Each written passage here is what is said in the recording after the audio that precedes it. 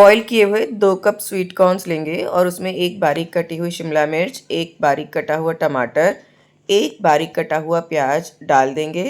साथ में डालेंगे टमाटो सॉस, पिज़्ज़ा सॉस और ऑरिगैनो, चिली फ्लेक्स, मेयोनीज़। ये सब मैंने फन फूड्स का लिया है, आप किसी भी ब्रांड का ले सकते हैं। साथ में थोड़े से नाचोस क्रश करके डाल दीजिए और अब इसको थॉरोली मिक्स कर लेंगे।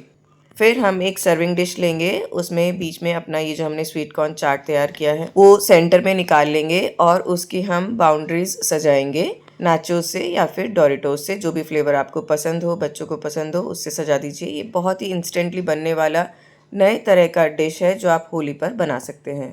नो डाउट आपके गेस्ट इम्प्रेस हो जाएंगे।